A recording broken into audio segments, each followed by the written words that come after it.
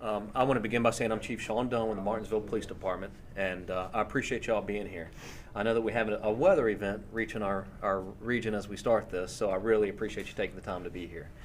When we talk about community policing, we often talk about the officer out of their vehicle, in the community, engaging with citizens positively, playing basketball with kids, doing that sort of thing. But oftentimes we don't talk about really the true spirit of community policing is the fact that we engage with our citizens so that we can have two-way communications with our citizens, so that we can best understand what it is that's a concern to our citizens, so that then we can come back and we can come up with strategies to address those concerns. But that really is community policing. While community policing has a real soft side to it, community policing is tough on crime. We want to know what those crime issues are that are important to our citizens so we can come back and we can better address those. One issue that has been brought to our attention a number of times here in the city of Martinsville is drug dealing. A number of citizens have come to me and said, hey, listen, I have this drug house next door to me or across the street from me. I'm not comfortable sitting on my porch because of the traffic that's out there around the clock and because of my fear of the violence that might take place as a result of the drug dealing. So what we've done in 2014, we shifted some things around in the police department so that we had more officers available to go after our drug dealers longer term. And we decided that we wanted to be very vocal about what we were doing. And I've repeatedly said over and over and over again, hey, listen, if you're selling drugs in the city of Martinsville, get ready. We're coming after you. We're not going to tolerate it in Martinsville. We're going to do everything we can to try to get rid of it. Part of my strategy has been, I don't want to arrest my way out of this problem. I want the community to know that, hey, listen, we're taking this very seriously. We're doing everything we can to address drug dealing. So really what we want you to do is find legitimate business, opt out of drug dealing, before you find yourself in a situation where you're wrapped up in one of our investigations. To further that, we decided rather than doing a long 2-year investigation, that we would do 3, 4, 5-month investigations, make an arrest, taking these folks before the grand jury, getting the indictments out there, getting them served, to do a good job of sending the message to the drug dealers in our community that, hey, we're serious. We're taking small bites of the apple, but we're serious about it. Well, this past Monday, we got to the point where we took a much larger bite out of the apple. For about a year now, since January of last year, we've been working on an investigation where we've actually targeted mid and upper level drug dealers. I want to commend Lieutenant Greg Johnston, who's in charge of our Special Investigations Unit, and a number of his staff members who've been instrumental in this investigation. If you would, I want to start by allowing our Commonwealth Attorney, Clay Gravely, to come up and share a couple of words, then the Sheriff, Steve Draper, to come up and share a couple of words, and then Lieutenant Greg Johnson and Jonathan Fulcher to share a few words. Lieutenant Greg Johnson and Fulcher are going to do a good job of kind of laying out this investigation, laying out the folks that we've arrested, and then talking about the fact that we still have some sealed indictments, some folks that haven't been picked up that we don't plan to release at this point. So again, I want to say thank you all for being here and sharing this word with our community. And with that, Commonwealth Attorney Mr. Gravely, if you wouldn't mind joining us. Thank you, Chief. And thank you all for being here today. This was a really good week for the city of Martinsville and the law-abiding citizens that live here. I cannot overstate how much work and cooperation went into making the recent events of this week happen. Nor can I overstate how proud I am to serve alongside the law enforcement partners that we have here in Martinsville.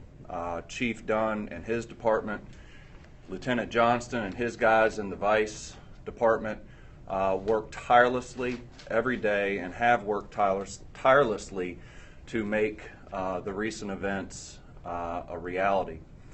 I step in at this point to see these cases through and ensure that justice is done. But make no mistake, the credit for the hard work and the diligent efforts goes to our folks in the police department and sheriff's department. So I stand up here very proud to serve alongside these guys and want everyone to know how hard they're working to keep our community safe. And if you needed any better evidence than what's going on right now, I'd be hard-pressed to find it. So I think the message is pretty clear to anybody else out there that's not currently sitting in jail right now, what it means to deal drugs in Martinsville. The message is very simple, actually. You'll regret it. And there's a good chance that you're next. These efforts will continue. These efforts will not cease until every last drug dealer in the city of Martinsville has hung up the game or found himself a new address in the city jail.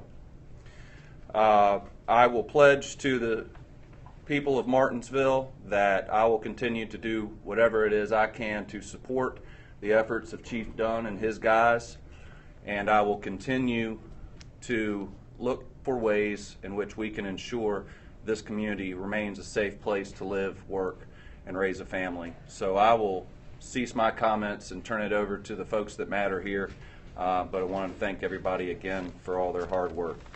Good week. Oh, excuse me.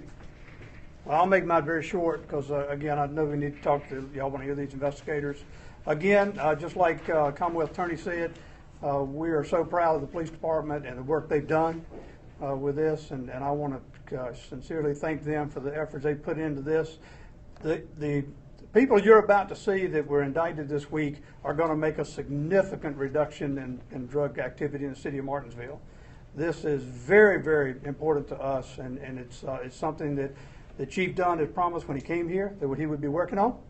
And just like the Commonwealth Attorney said, anybody out there that is involved in drugs, you're being watched. If you don't think you're being watched, keep on, because you're being watched. Didn't get you this time, we'll get you next time. But you know, again, I want to commend the police department on the hard work they did and the efforts they've done. And the Commonwealth Attorney's Office has already started as early as this morning, as we go through court, of keeping these people where they belong, and we keep them incarcerated as long as we can until we go through the process. But thank you guys for your efforts.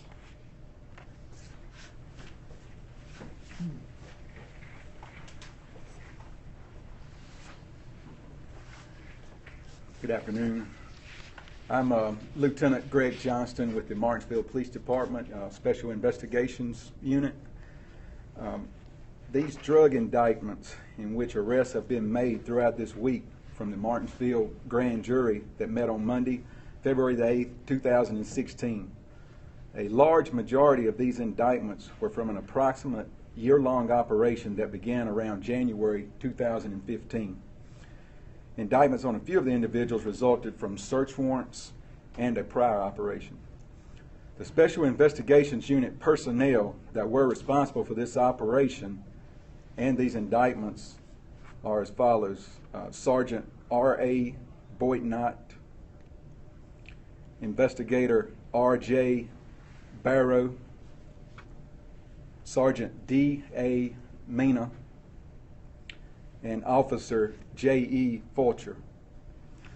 These officers worked many long days and nights and put countless hours into this operation.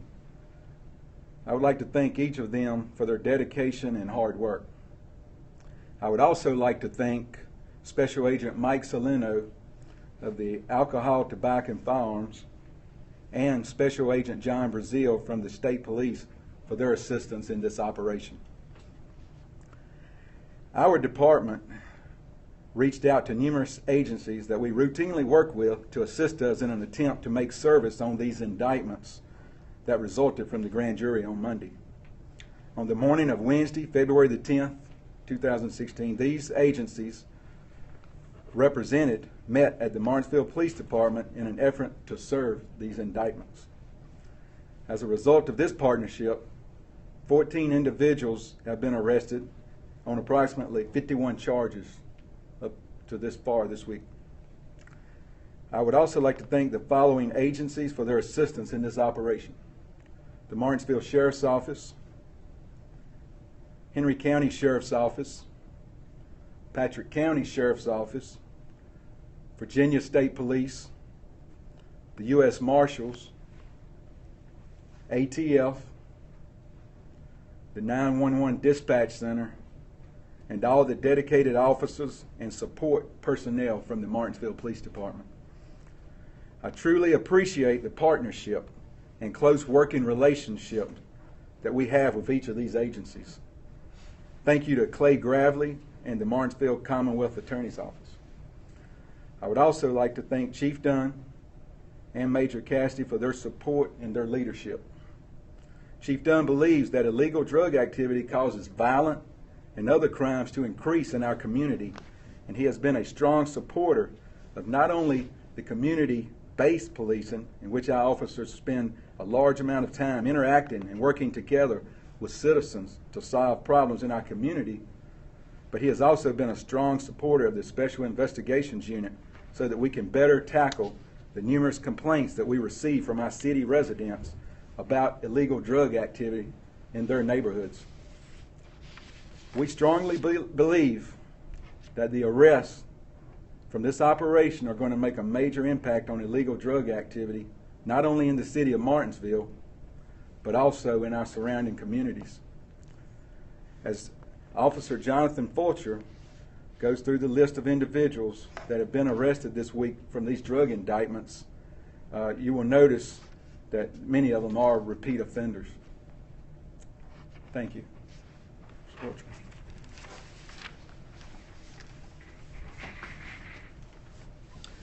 Thank you, Lieutenant Johnson. Like you said, my name is Jonathan Fulcher. I'm a police officer here in Martinsville, assigned to the Special Investigations Unit.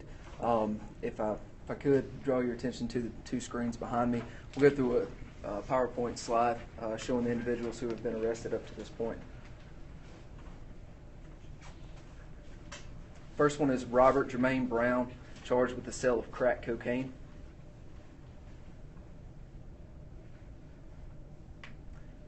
Delano Davis, sale of cocaine, 5 counts, and also sale of cocaine in a school zone.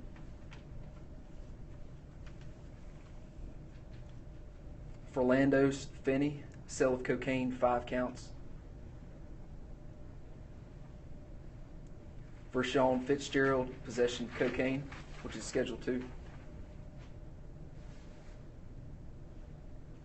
Tayson Lee Foreman, sale of cocaine, 5 counts, and conspiracy to sell cocaine, 2 counts. Courtney Monique Grant, sale of crack cocaine, 4 counts, sale of marijuana, and conspire to sell marijuana. Adrian Denise Hagwood, possessed with intent to distribute cocaine, marijuana, and oxycodone. James McKinley Harrison, sale of cocaine, 5 counts. Fletcher Denard Milner, sale of crack cocaine, 5 counts, and sale of cocaine.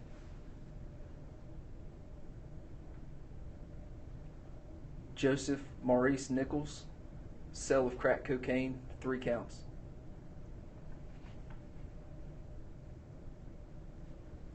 Ronald Reynolds, sale of cocaine and conspiracy to sell cocaine.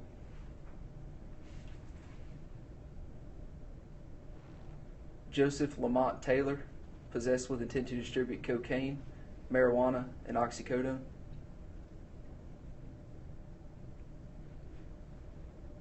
Michael Williamson, sale of hydromorphone, a Schedule 2, also the sale of Lortab, Schedule 2.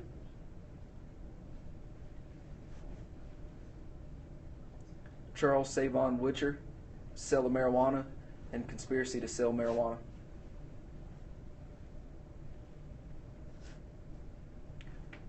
Total amount of indictments from the individuals that were just shown were 86 total charges. At this time, I'll turn it over to Captain Robert Fincher. As the others have mentioned, we believe this will make a significant impact in our community. If you are from this community, you will recognize many of these faces. Many of these faces are ones that people would say that we would never be able to arrest. These gentlemen have worked long and hard to capture these drug dealers, and that in combination with the general criminal indictments that were handed down on Monday, it was a total of 187 indictments that were handed down. So far, we have arrested on 110 of those indictments. There are several indictments, several people that we have yet to arrest We are continuing to attempt to bring them into custody. Those indictments are still sealed, so when that information becomes available, we will distribute that information. But just as the others have said, I want to reflect that this is just the tip of the iceberg. There will be more coming, and these investigators are not going to give up. They're going to keep doing their best to make this city safe. The citizens of Martinsville deserve better than to have to lose their family members to this plague of drugs. And we're going to do everything we can to help out the citizens of Martinsville to help eliminate those drugs. At this time, we'd like to open it up to any questions that you may have. Yes, sir. One thing I noticed that most of the people that you arrested were African American. It doesn't, I mean, I don't think the community would buy that just African Americans are trading. Absolutely not. Actually, these are the ones that have been arrested so far. The evil of drugs knows no race. And we have several others that are from various backgrounds as well, too. Right. Like I said, these are the ones that we can release at this time. But, I mean, I've been here for 25 years, and people say there's a certain sector of folks that get picked on, and some parts of the community get left alone in this. Well, I think once we're able to release all of the names, then it will kind of show otherwise. By no means do we focus our attention on one particular area of the city. By no means. Even some of these ones that you see up here, they were involved in different parts of the city, all throughout the city. This is a situation that there are no bounds, and some of it requires us to go across jurisdictional lines as well too, which is part of the reason why it is a multi-jurisdictional thing. But no, there is no one area that's targeted by any means. Charles, let me follow up on that if I could. I think that's a great point. We try really hard to be as fair and to appear as fair and to be as just as we know how to be. But oftentimes when we're doing these operations, we are really dependent on citizens who are assisting us. And these citizens who are assisting us with the folks that they can assist us with. And that's the case with this round. We had a couple of different citizens in particular who put themselves in grave danger to go into our community at all hours of the day and night without a person there to protect them on their shoulder. Hopefully we were in a close enough location, had there been a problem, we could have gotten to them. But they know very well that may have been too late. So these are folks from our community who were able to address those problems that they knew about, that they were able to get to, if you will. In this case, it obviously more of these players are African American than, for instance, the last time we indicted. A good number of those were Caucasian females. So it kind of just really plays out the way it plays out, and in this case, we had some individuals who were able to help us to get these mid and upper level drug dealers who, as you pointed out, were predominantly African American, but there are certainly more than African American drug dealers in the city of Martinsville. But can you see the optics, what we see? You know, we see, when we show the pictures, it looks like all African. Sure, yeah, I mean, absolutely. Absolutely, I understand. Great point, thank you. Can you give us any details about how the investigation was conducted? How any undercover? Yeah, that's exactly what it was. We're not going to go too much into the investigation, but yeah, these were, if I'm not mistaken, without exception, as a result of citizens assisting us with undercover operations, making purchases from drug dealers in our community. Greg, am I missing something? That's correct. Yeah. So if you come from search warrants, they usually come about the same for the same reason. Right, but great question. Thank you. Any other questions? Just to clarify, so it's 14 people so far, and how many charges? The number of arrests that have been made so far is 51 charges have been served so far. It was 86 total for the Special Investigations Unit. It was 187 if you include the criminal charges that were done outside of the Special Investigations Unit. So which one number do you think we should use? Which number do you want, like immediate? What we're mainly here to talk about today is the Special Investigations operation, which was the 86 indictments. Were any of those numbers surprising to you guys?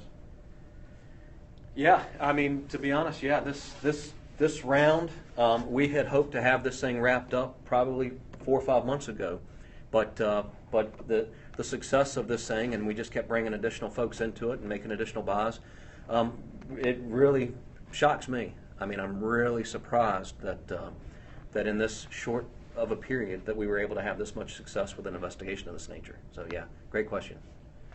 Any idea of how many more we might be looking at? I know you guys said it was just the tip of the iceberg. We have, our work continues, and to not get too much into what our next step is going to be, I think the captain put it best by describing this as the tip of the iceberg. This is this investigation. There's a lot of momentum right now, and so stay tuned. But great. Some of the indictments were held back by the judge or something. Could you kind of explain what that means? Well, they were all these drug indictments were sealed, if that's what you're getting at.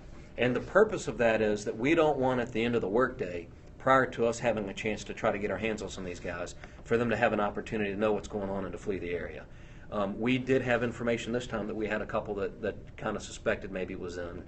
One in particular I know of that we thought maybe they went to Greensboro. I think that turned out to not be the case. But at any rate, sealing these indictments for a period of 5 days gives us a chance to be more successful at picking them up. But great point.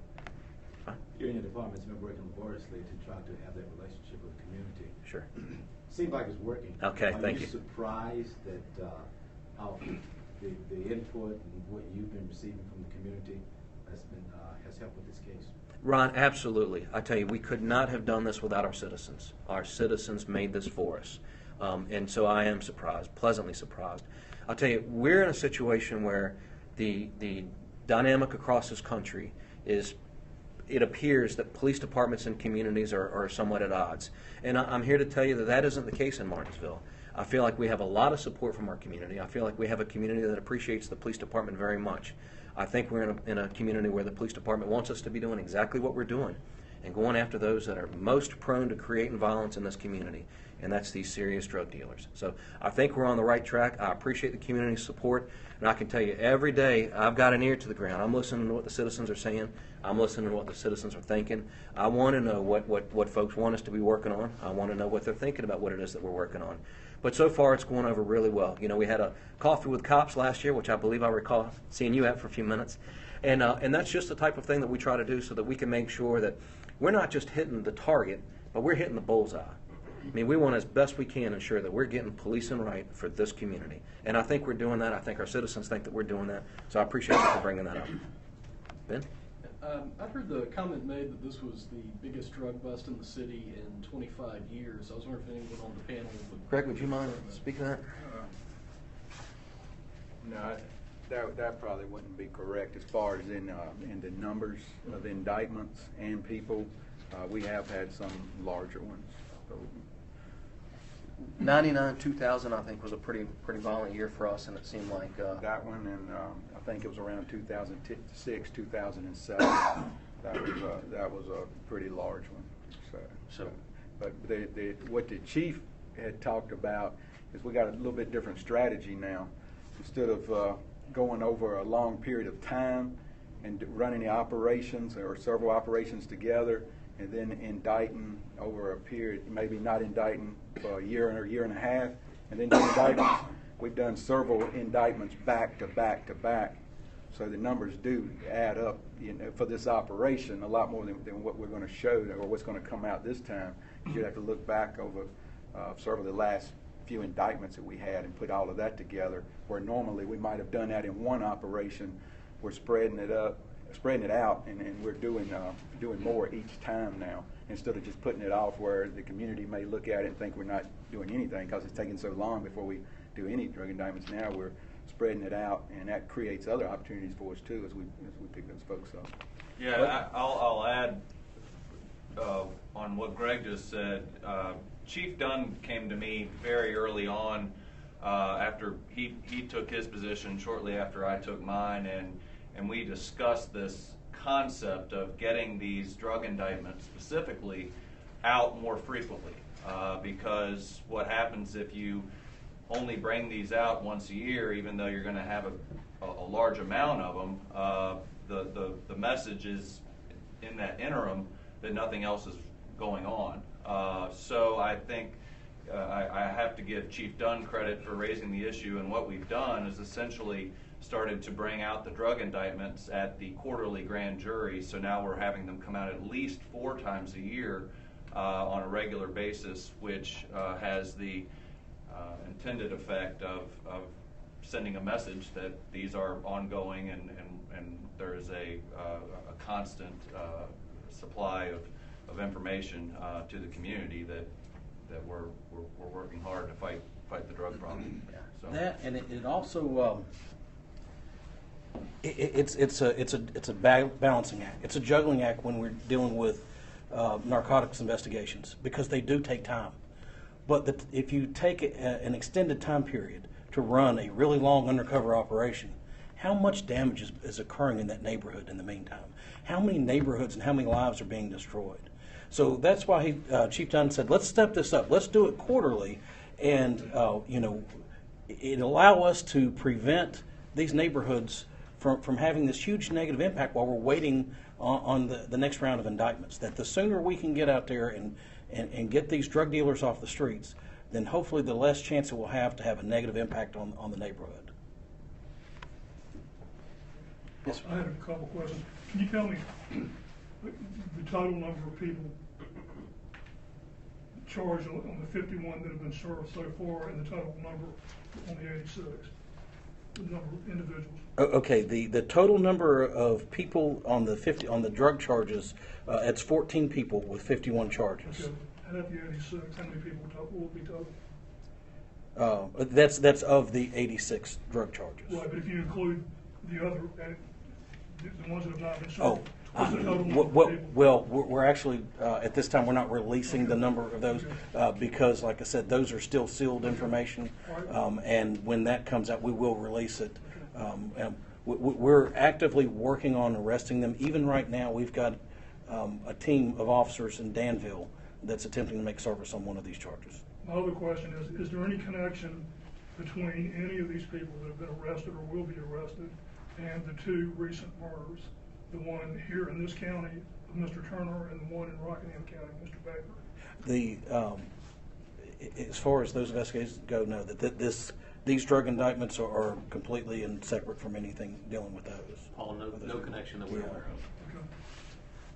I have one further question. Are you guys working with the Danville Police Department at all in these investigations? I mean, I know that. Yeah, most of these here were more local here in the city of Martinsville, some in Henry County, but for the most part, these were more local. So, yeah, great question. Any other questions? How hard is this on the department working the way they have to come up with these kind of results?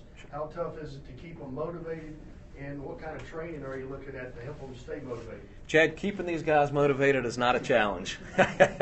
These guys, they're go-getters. This is the best of our best right here, and they do fantastic work. So it's just a matter of, hey, guys, here's where we're headed, and they're on it. So first class, very professional. I'm not kidding you, some of the best narcotics detectives in the state. So very impressed with the work that they do.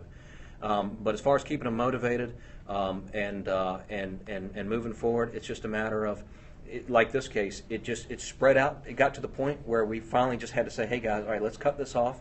Let's indict on these, and then let's keep working some of these other things that we've already been working. So yeah, we've got a great team. I'm very proud of the work that they've done. Any other questions? Well, I just want to say again, guys, thank you all very much for being here. This makes it a whole lot easier for us, getting our word out to our community and helping us to be transparent with our community. So again, thank you all for agreeing to meet us here. Take care. Let's do it more often. Let's do it.